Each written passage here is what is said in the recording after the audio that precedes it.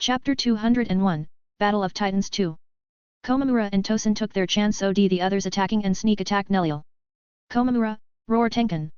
Activating his Shikai, Komamura slashed at Neliel from above with his huge body, at the same time a giant hand appeared slashing at Neliel as well. It was his Shikai ability Phantom Parts. Tenkan creates various phantom body parts of a fearsome armored giant to copy whatever body part Komamura moves.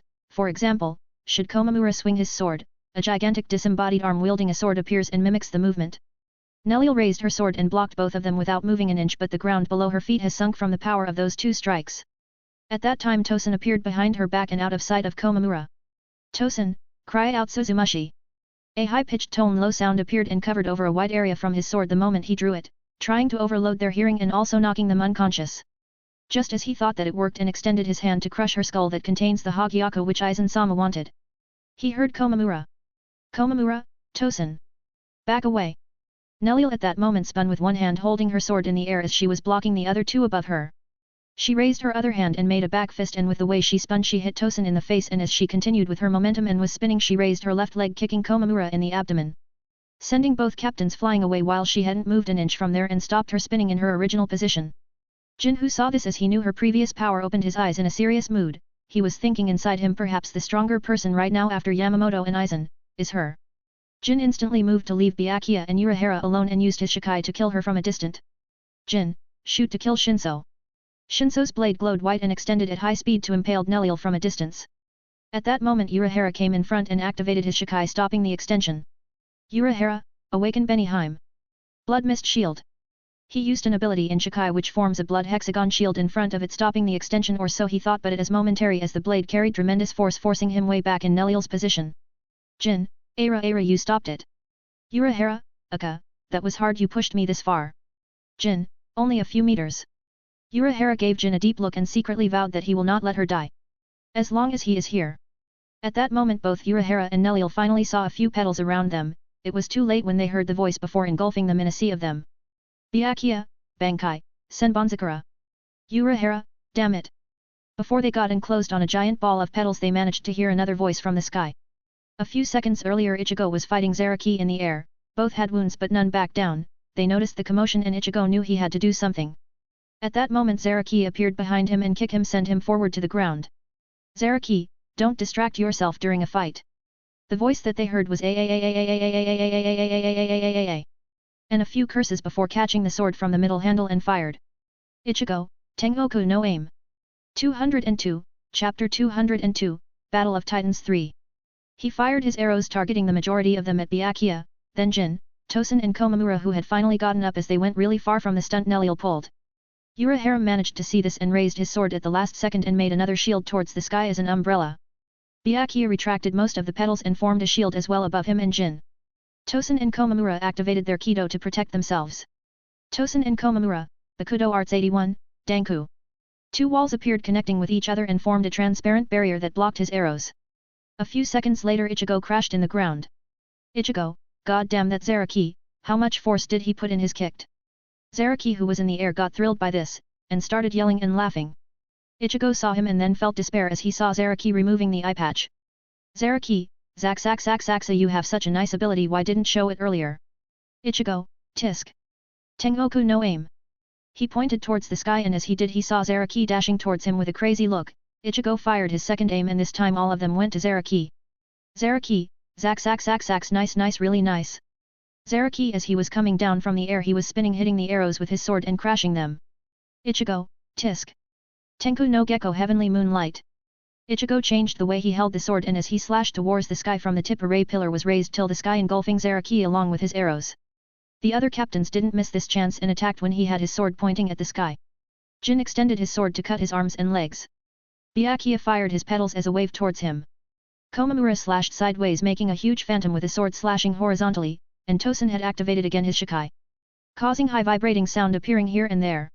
Ichigo was screwed. Within a few moments he was being attacked by 5 sides with no way out, and the worst part was that he couldn't move because of Tosen's Shikai. A few centimeters before everything hit him, Neliel appeared stopping with her sword the phantom of Komamura's sword. Urahara stopped Jin's. And just as they smiled thinking that Byakuya and Tosen touched him, their eyes popped out. The petals passed at the point of contact in the void and fell right on Tosen, shredding him with many wounds. Ichigo then managed to move and at the last second avoided Zaraki, who came crashing down. Before they could see who it was that interrupted them, a loud boom was heard from the flaming ice zone of Toshido and Ishin, revealing from the inside an injured Hitsugaya and a bit shredding Ishin. Even after all this exchange between them, they didn't manage to land a solid hit on each other. Ichigo turned towards the incoming figure. It was Sora, who had flew away with Anohana. He used his doors to avoid her and returned back here just in time to save his sorry ass. Sora, yo. Ichigo, I came to save your sorry ass. Ichigo, you $% number you're always late. Byakuya, I thought it was you. The feeling my petals passing the void is only made from you. Where is Captain Anohana? Sora, I ditched her far away and returned here from the void. As he said that, Sora vanished and appeared on top of the stand where Rukia was standing and free her from there as she was still hanged in the air. Let's go back 3 minutes when Sora was kinda forced by Anohana far away from there. 203, Chapter 203, Two People. Anohana, finally I get the chance to speak with you. Sora, about what?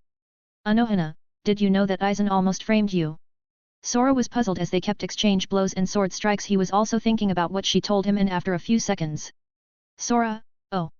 His death anniversary. Sora, I had totally forgotten about that. Anohana, you're really weird. Sora, how so? Anohana, deep down I know the answer, but, were you the one who fought Byakuya? Or the one who went to the real world? Sora, no, that was a clone. He slashed both his swords towards her at the same time he spoke, making her reaction a bit slower even with her intent of blocking. As a result, she got one cut. Anohana, that hurt, don't you know to treat a lady? Sora, you mean a hag? Number %. She got pissed, but after a while, she calmed down and asked. Anohana, am I that unattractive? Sora saw her eyes directly as if waiting for a specific answer from him. Sora, sigh. No, you can be quite charming, especially when you're not in the old style. Anohana's eyes sparked a bit, but then they dimmed again when she heard his words. Sora, I like you. And at this moment I think I consider you as part of my life partner's team. Currently they are too. Anohana, what do you mean? Sora, I told you right, I have someone I'm gonna marry. Well, they are too, number 3 with you. And they are bound to grow. Maybe more than 10. Anohana opened her eyes wide open. What did I hear? He has 2? 2 future wives? And he wants more? No. Wait, I'm in as well? Sora could see a bit of imaginary smoke coming out of her ears as she wasn't responding. He thought she fried her brain. Sora, oi. Oi, you okay?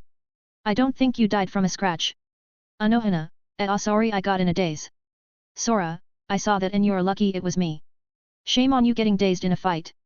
Anohana, and who are the rest? Sora, don't pry open my wounds, I'm in a difficult position here. Anohana saw him with sad eyes and didn't know why, but soon his eyes cleared and attacked her again as he was whispering.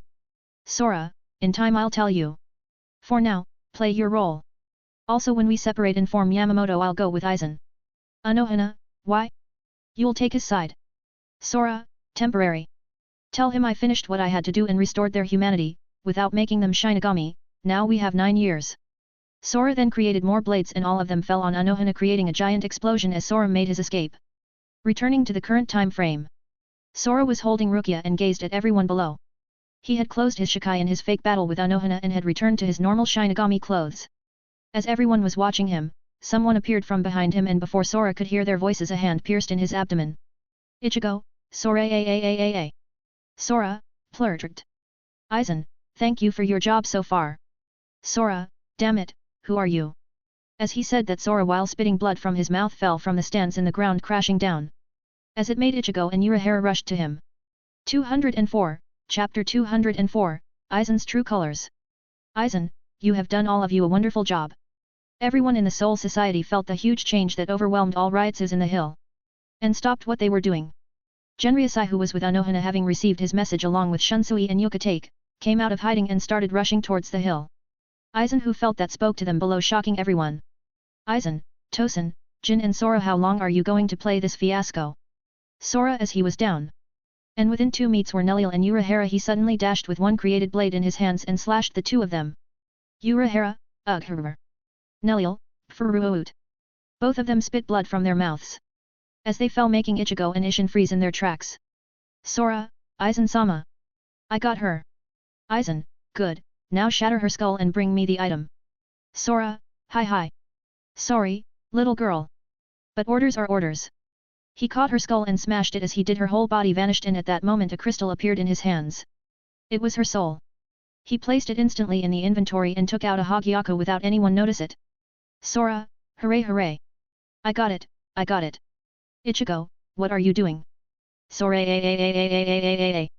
Ichigo charged with all his might at him ready to fire his new ability. Ichigo, Tenku no Gecko Heavenly Moonlight.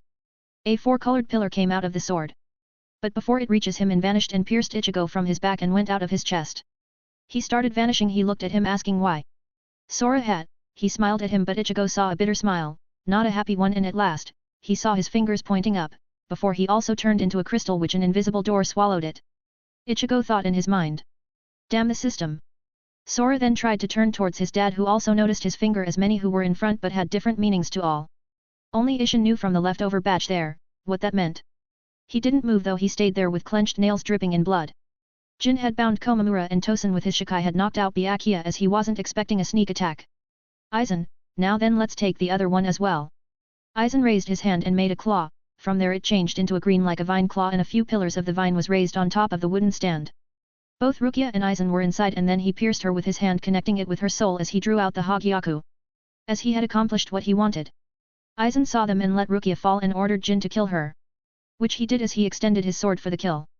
Within an instant Byakuya vanished and caught Rukia saving her as he got pierced in his shoulder.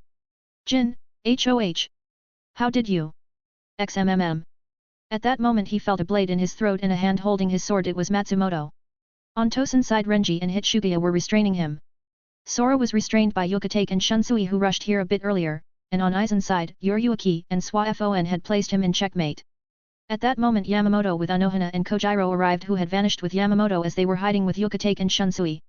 Sora Jin Tosen, sorry Captain Aizen we got caught. 205, Chapter 205, Aizen's True Colors. 2. Sora Jin Tosen, sorry Captain Aizen we got caught. Aizen, what an amusing apology. Genri Yusai, what is the meaning of this Aizen? Aizen, it is as it does look. Yamamoto. Genri Yusai. Genri Yusai, you're betraying Soul Society. Aizen, HOH. On the contrary, I will lead it to a future far superior than what is it now. Genri Yusai, youngster, are you rebelling from your parents? Both of them looked at each other and at that moment a grunt in pain was heard. It was Urahara. He had woken up distracting everyone. Sora took this chance and vanished from there appearing instantly on Urahara and impaled his with his blades killing him. It barely took a split second for that to happen. Yoryuki screamed his name. Which gave Aizen a small window to throw both Yoryuki and Swafon off himself. At the same time, Ishin and Zaraki charged at him slashing with everything they had. Aizen raised his hand and activated Aikido blocking both of them with instant cast. Aizen, Bakudo Arts 81, Danku. Clang. Both were deflected away and within all that Komamura appeared behind him only to fall as well with a similar way of history 1. Aizen, Heido Arts 90, Kuro Hitsuchi.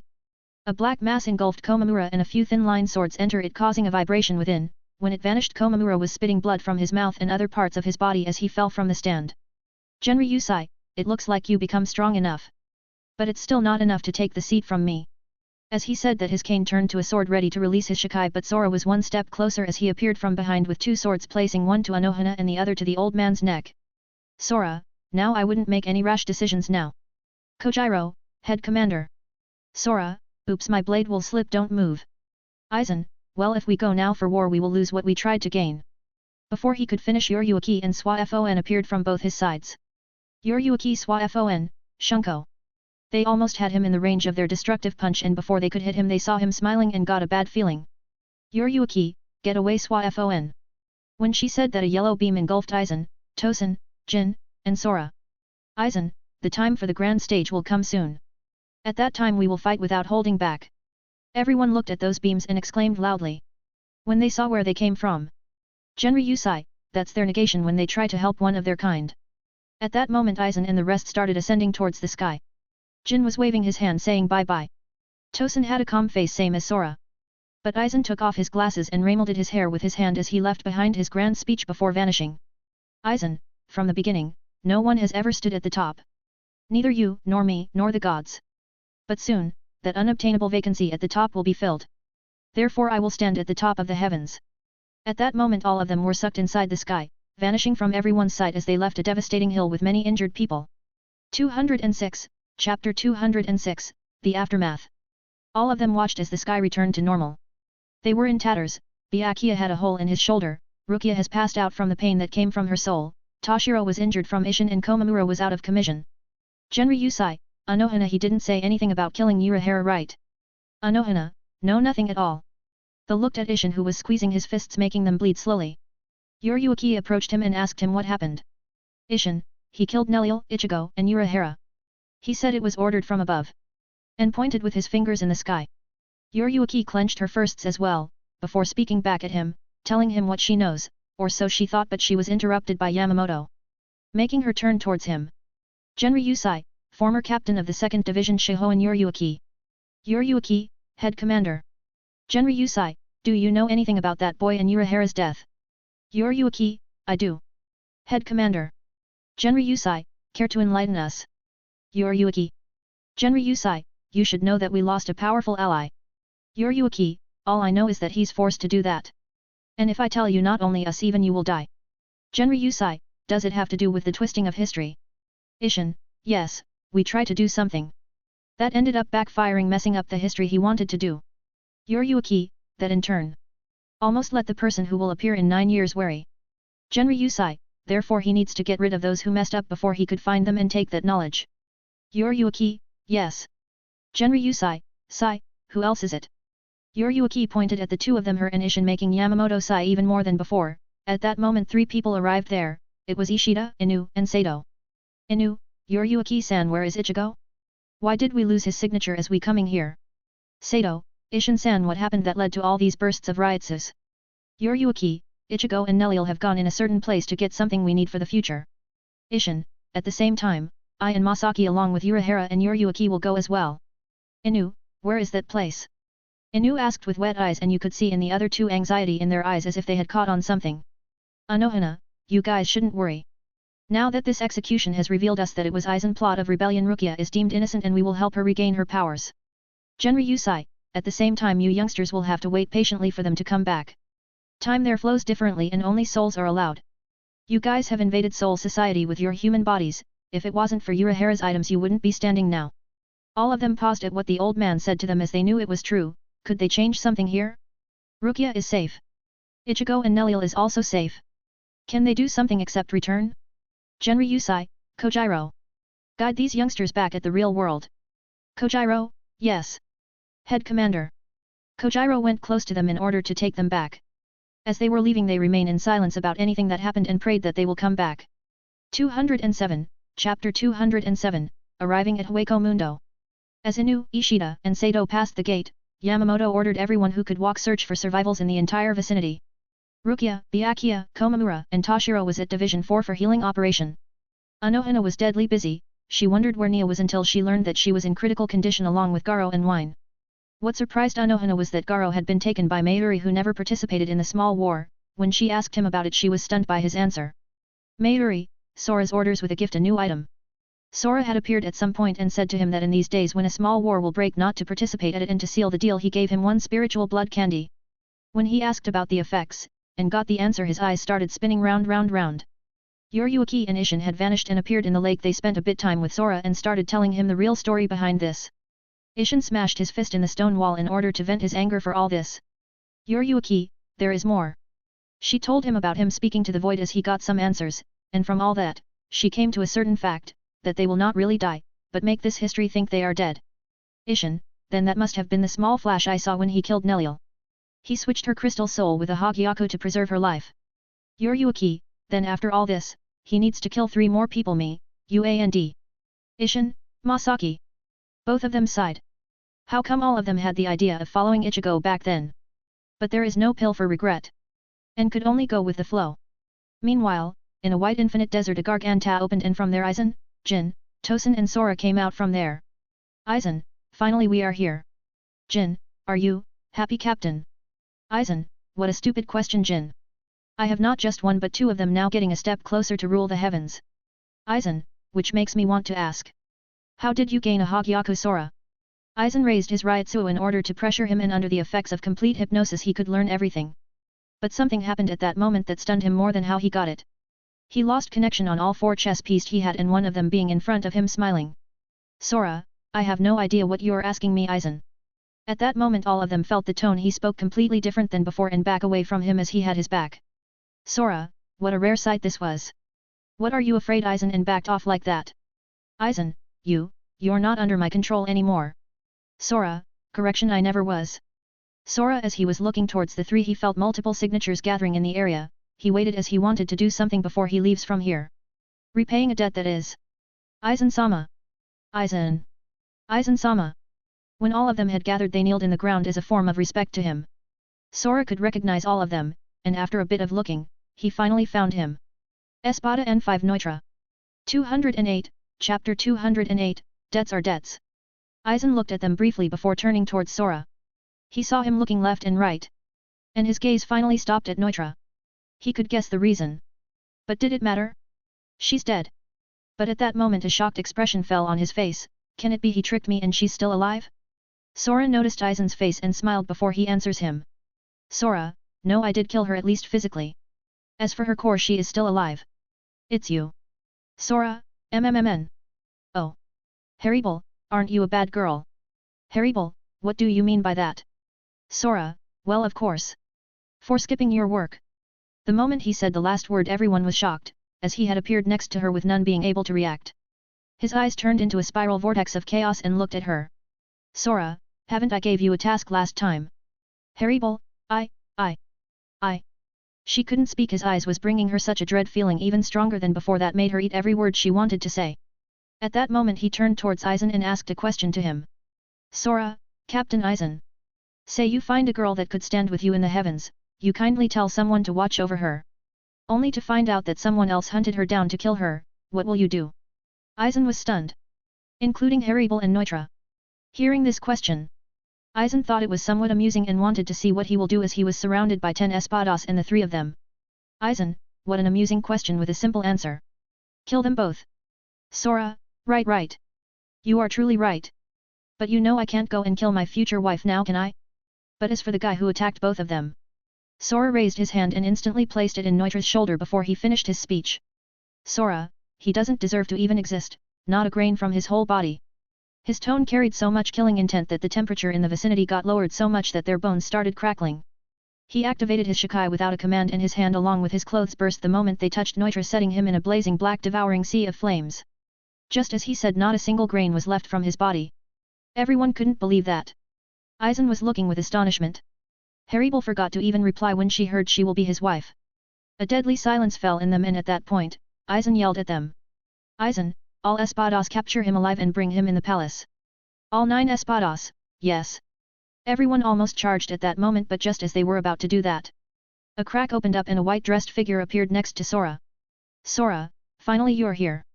You kept sending clones inside for the last 10 minutes in order for someone to pick you up. Sora, well, I'm sorry, okay? I wanted to pay what I owed to everyone. So here. He passed a huge bag that appeared out of thin air to the white figure. When he caught it, he could feel an immense amount of power within it. You may have been able to save them. But what you are doing has only earned you what you know. He then disappeared, and as he did, Sora started vanishing as well, waving his hand in Jin-like fashion before saying to them and leaving them speechless without being able to touch him. Sora, bye-bye. 209, Chapter 209, A Hidden Deal. Sora vanished before their eyes and none could do anything. They didn't even know who the hell the person with the white clothing was, along with his long hair extending in his back. All of them looked at Aizen-sama, who had a smile on his face but stunk of anger. Before he starts laughing, making everyone fear him. Aizen, good, what an amusing development, more opponents to crash. Trample upon them as I step over the heavens. Jin, Captain Aizen. What are we going to do about them? We lost 5 pieces. Aizen, a small price to pay, Jin. In exchange, I have 2 of them, and also learned about his Shikai. He didn't even bother to hide it when he killed Neutra. Confidence? Or pride? Jin, what do you mean, Captain? Aizen, he is able to turn anything those flames touch something more than ashes. It turns them into nothingness as if they didn't exist. And now I can prepare for that. Jin, quite interesting. I wonder will I be able to cut his head before the flames touch me? Tosin, we can only see in the future. Aizen, let's go. Jin, you heard him. Let's go. All espadas, yes. They all used their respective steps, Shunpo and Sanido, to vanish from there. Within the next 5-10 minutes, silence extended in the desert, until 2 portals opened. More precisely one door and one tier. It was Sora and the white-dressed long-haired figure. They both stared at each other before Sora sighed and spoke. Sora, you really don't want to start now a fight with me. Give me a reason why, I should let you go now. Sora, now that your majesty has his powers back, until he retrains them you guys can't use your letters efficiently yet. They are incomplete. Mr. Letter B. Sora, so someone likes you, knows very well what happens when you break the balance. And that won't help your majesty at all. You planned this from the very start. Sora, honestly speaking I simply don't care who sits on the throne. Be it me, you, Aizen or Wywak, what I want is my family to live. And you guys happen to be in the way. Sora, the moment I came here I kept creating a clone after another simply not to bail me out, but if I were to face all of them directly then I would have gone. Poof along with your majesty powers, do you know what will have happened then? The figured stayed silence as he knew perfectly well how it would have ended. His majesty would have lost all his powers and would need 1,000 years more to slowly cultivate them again. Sora, furthermore it was a trade. Bail me out and open a portal to Soul Society and you can have them back. Along with a gift. A Hogyaku. It might be useful for him. Then to complete our deal and give you the other half of his powers open the portal. Thought for a bit before drawing his sword and slashed in the void, doing that a rift appeared in front of them and inside you could see the space of Garganta where it led to either the real world or Soul Society. Here, then keep your side of the deal. Sora walked towards the rift and as he passed with one step inside he took one more bag from the thin air, which was the inventory and thrown it to him. Caught it and along with what he already had, he calculated them and saw that every power of Quincy's on the real world that they had planned on taking was here. The white-dressed figure saw Sora enter and vanish in the rift, before leaving as well, with a face that had a promise. A promise for the future. 210, Chapter 210, Returning to Soul Society. Sora was inside the void as he was heading towards the society. He had a quest to complete and that was to kill and crystallized 3 people. Masaki, Ishin, and Yuryuki. He was thinking ways of bypassing this as a way of punishment to them and bring them back somehow. It would suck to leave them as crystals. He was also looking at what he had gained up until now and was quite pleased by the results, but at the same time the cost for all this was his loved ones. He would rather go and fight an overpowered Wywak after he absorbs the Soul King, than go through all this. After a few minutes, with his speed he reached the border of Soul Society. The moment he did he saw something in the void that sparked his interest. Another portal leading to the unknown. He racked his brain and then he remembered that this portal will grow big enough to threaten the realms and it will also be the place as no. The forgotten memories. He kept wondering what will unfold there with his meddling. Well, he couldn't pass now as it was really small as a baby, therefore he left it for the future. He passed towards the Soul Society and everyone was alarmed when the gate activated on their own making a figure pass from it. It hasn't been a day since what they had been through and when they saw Sora all of them drew their swords ready to fight, as they had seen him leave in the air with Aizen and the rest. Sora, drop them, if I wanted to kill you I would have done so already. All of them hesitated and at that moment they heard a voice. Drop them. Do as he says. Sora, Captain Swafon, there is no need to sneak behind me like this. The moment they heard the voice Swafon appeared behind him and placed her sword in his back. Indicating that if he made a move he's dead. Sora, well perfect since you're here. Do you know where Ishin and Yuryuki are? Swafon, what do you want to do to Lady Yuryuki? Sora, lady? That kid? And when did you start calling her that? I remember you hated her to the bone. Swafon, you called her a kid? How dare you? Drop it Swafon. He's right, he's older even than Yamamoto. Everyone had their eyes and ears buzzing. Then 2 people appeared with Shunpo in there, it was Yuryuki and Ishin. Sora, oh. Wife, you're here, how's my baby? Boom. Swafon mind exploded, she dropped her sword down and started pointing with a trembling finger, trying to say something but ended up eating her words. Swafon, yo. Yo. Fee. She couldn't believe what she heard and even the rest Shinigami were speechless. It was at that moment that Yuryuki saw their faces and wanted this trolling to keep going. Therefore. Yuryuki, you're too cruel leaving me alone here. To see the other girl. What about our baby? Swafon started blazing with flames of jealousy, while Sora had question marks for a bit till he saw her smile and rubbing her belly. Then he saw the faces of those around him and made an O face. Sora, what can I do? There are many who wish to share me but I love all of you the same. Swafon took a critical hit and fainted behind his back. 211, Chapter 211, Ways to Save Them. Sora, sigh. Enough fooling around, let's go. Yuryuki, guys wake her up. All Shinigami, yes. As they gave the order all 3 of them vanished from there. A few minutes later SwaFon waked up and started cursing Sora, who was sneezing as he was traveling with Yuryuki and Ishin. Moments later they reached the lake where all three sat down and started talking. Ishin, now then tells us what happened. Sora, nothing much, we reached Hueco Mundo. I booked a deal with Wywak. I killed Neutra who hunted Neliel. And then left. Yuryuki, that's not much? Are you kidding us? Sora, well since Aizen has 2 Hogyakus I had to raise the difficulty further up so I gave one to Wywak as well. Doing that we may not have 9 years but half of them. Ishin, why do that? Sora, because I have to expand the power of this realm as much as possible, and the only way to do that is by raising the scale higher. Ishin, still how is that going to help? Sora, well since I will kill you learning a bit more won't hurt I guess. Both of them tense up when they heard the word kill. But at the same time they knew it wasn't that simple, it had more meaning to it. Sora, then first point is that this realm is a training ground for us. Those higher, let us come to similar realms when we die so that we can train and go to the next plane. Ishin, yes and that next stage is pure hell. We had figured this out. Sora, second point is that there is a certain rule that none of the above should be disclosed, else everything will revert to the past. Without your memories. Ishin, wait then how come we still get to know you? Sora, that's because I wasn't the one who told you, you guys figured it out with Ichigo's meddling as he had seen my memories. Sora, at first they gave me a task to erase your memories but then it changed into killing you and crystallized your souls. Into these.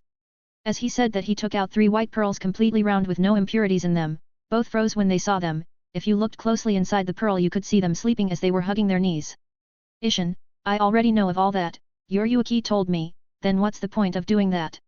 Sora, the point is it would raise the difficulty of future missions making me take all of you with me to the next plane.